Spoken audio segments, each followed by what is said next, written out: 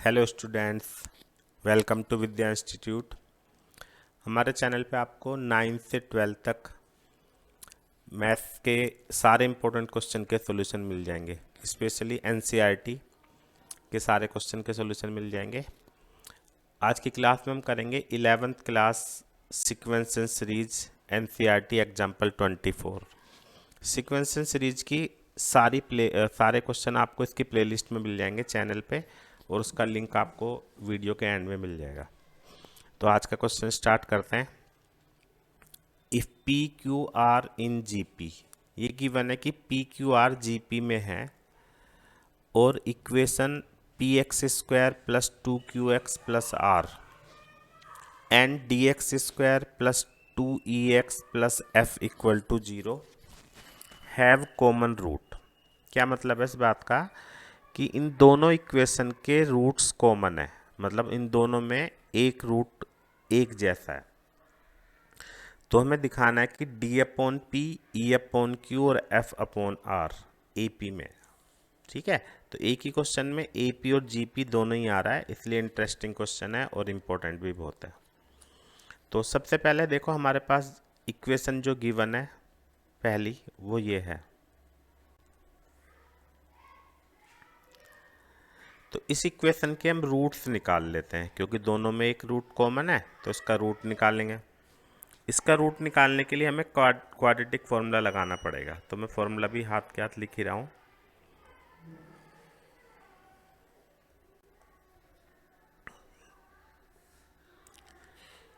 Four Q square minus P R.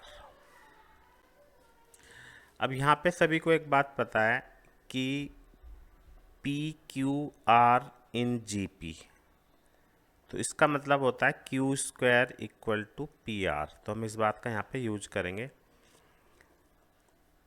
तो Q square की जगह हम लिख देते हैं पी आर,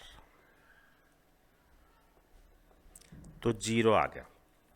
इसका मतलब इस इक्वेशन के रूट्स इक्वल हैं। अब रूट निकालने के लिए फॉर्मूला क्या होता है, अंडर रूट ये b minus B plus minus under root D upon 2a। तो b की जगह माइनस 2q रख देंगे और ये 0 है ही,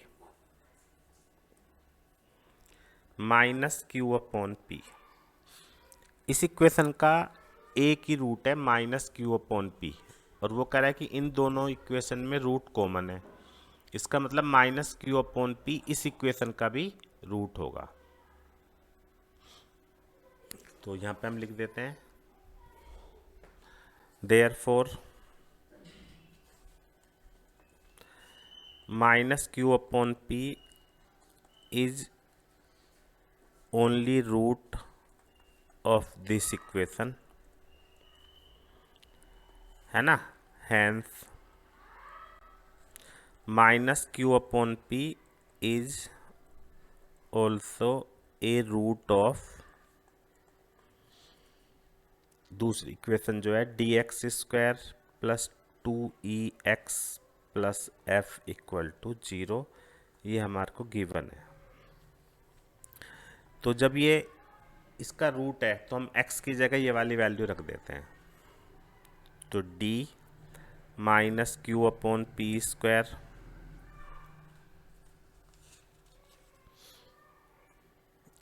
plus 2 minus Q upon P plus F equal to 0, है ना।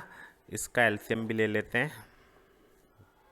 तो डी क्यू स्क्वायर माइनस 2, यहाँ पे ई रह गया तो ई लिख देते हैं,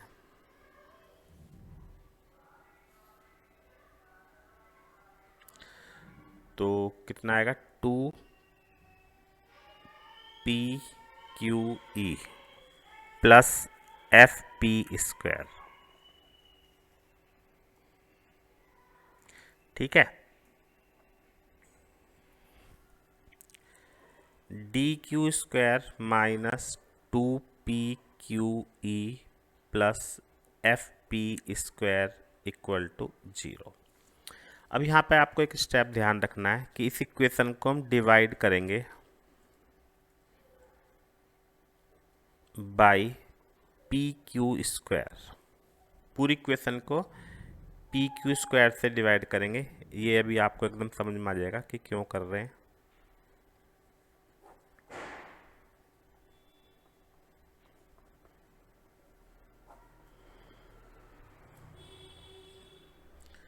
है ना, इसमें देख लेते हैं जो जो कैंसिल है। ये कैंसिल हो गया, पी से पी कैंसिल हो गया, क्यू से क्यू कैंसिल हो गया और एक पी से पी। तो ये आगे D upon P minus 2e upon Q plus F P upon Q square की जगह P are.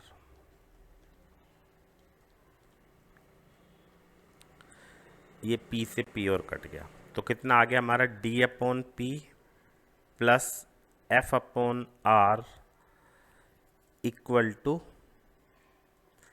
Twice of E upon Q. क्या प्रूव करना था हमारा वो देखते हैं।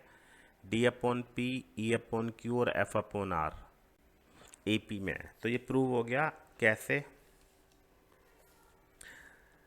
ये पता होना चाहिए कि अगर A B C in A P तो twice of B equal to A plus C. किसी भी कोई भी तीन टर्म अगर हम ए पी में लेते हैं तो मिडिल टर्म का twice is equal to sum of first and third term. तो उस हिसाब से ये हमारी सेकंड टर्म हो गई और ये फर्स्ट और थर्ड। तो हम लिख सकते हैं D upon P, E upon q, f upon r, r in A P. तो इस तरह से ये हमारा प्रूव हो गया। तो उम्मीद है आ गया होगा सभी को समझ में। और सीक्वेंस एंड सीरीज के सारे क्वेश्चंस के लिए आपको प्लेलिस्ट मिल जाएगी चैनल पे, वहाँ से आप सारे क्वेश्चन देख सकते हैं। कुछ एग्जाम्पलर प्रॉब्लम भी है, कुछ एनसीईआरटी प्रॉब्लम भी है। ठीक है, क्लास ओवर करते हैं। Thank you very much.